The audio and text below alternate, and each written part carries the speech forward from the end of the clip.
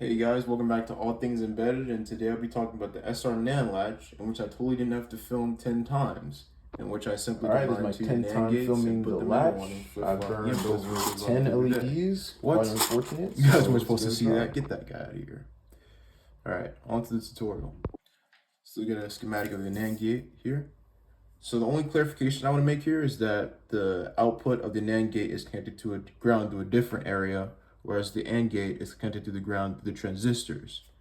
Meaning that this acts as a separate mechanism through which if both transistors are connected high, then that means it'll take away the voltage through here. Whereas the voltage will only flow if both transistors are active here. And here's a symbol of the NAND gate, and here's a symbol of the AND gate. All right. So let's take a look at the full thing here.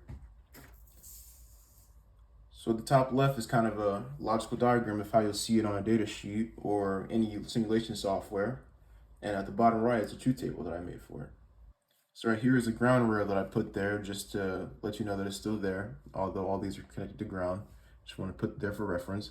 And all these inputs are connected via transistor, just to invert the inputs, which I'll go over in a minute, as well as the flip-flops that occur right here. So essentially what happens here is that there are two outputs that come from the overall latch at the end, which is Q bar and regular Q. So the collector of, so how are these flip-flops? So the first one, the first pair right here, the output of the NAND gate is simply factored in to the second transistor of the second NAND gate, and the collector of the second of T3 is put into the input into the base of the second transistor of the first NAND gate. So that way there's kind of a feedback loop that determines which state that the LEDs would be on and off for.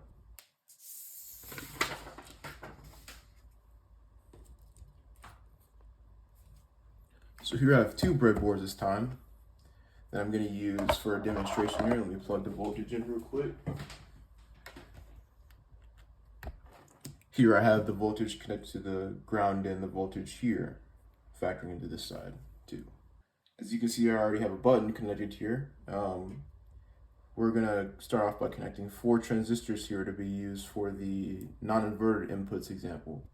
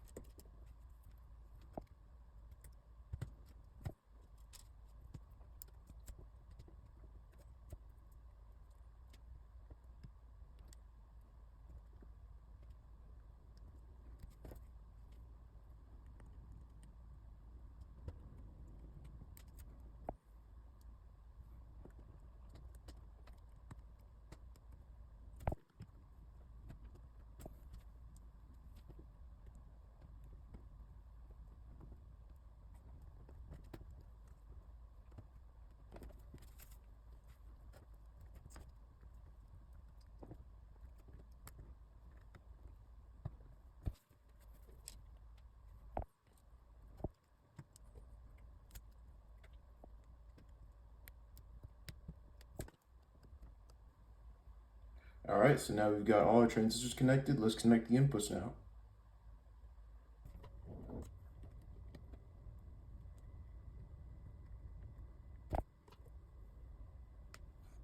I'm also going to put a 10K resistor to voltage here.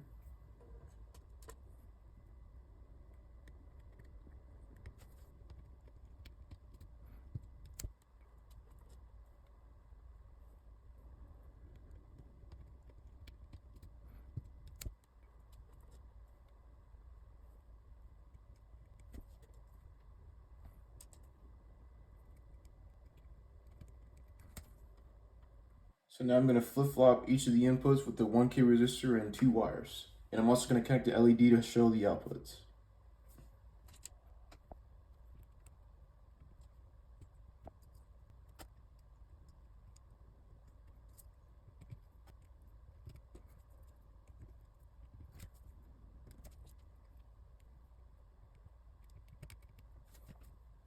So here I have both the LEDs connected now, and you can kind of see that both of them are high right now. And why is that the case? Well, actually, this is an invalid input, and I'll show you here. This truth table.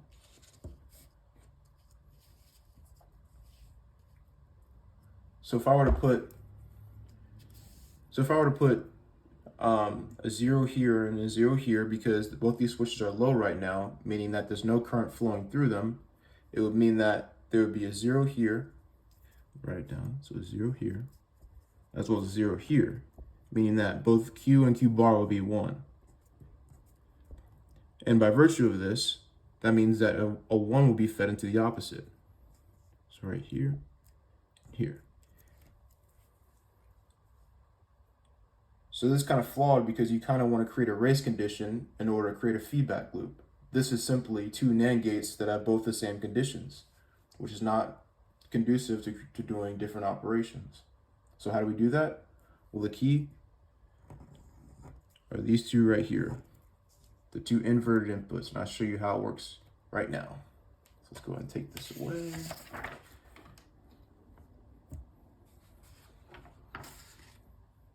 All right, so we're going to go and invert these inputs right quick. Here I have two transistors right here that we're going to use.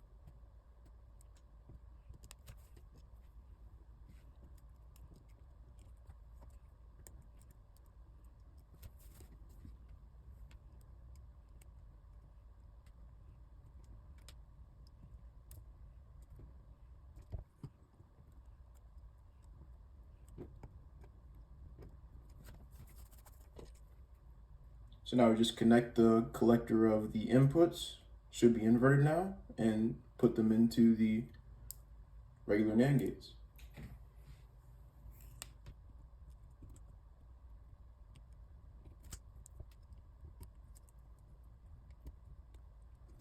So you can see here, it works as intended. But there's kind of one issue with this circuit. As you can see, if I press it on this side, it goes to the same side and back again. For the flip-flop, we want it to be inverted. So if I press this, it goes to the opposite and vice versa.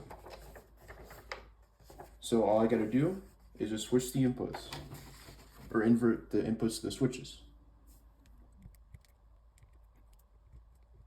So let's test it. As you can see, the output will be on the opposite side of the switch each time. So how does this play out logic-wise?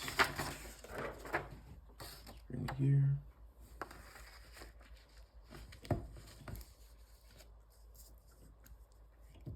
So this was our previous example before we inverted it, and this is the inverted one. Now let's go by the truth table here. Let's call this R and the output Q bar, and let's call this side S and the output Q. So if they're both low, it's just going to be the previous state. If we want R high, Q is going to be high. If we have S high, Q bar is going to be high. And if we press both, it's a race, meaning that's a kind of figuring out which transistor is the fastest and which this one is. So yep, that's kind of how the SR NAND latch works. And thank you guys for watching.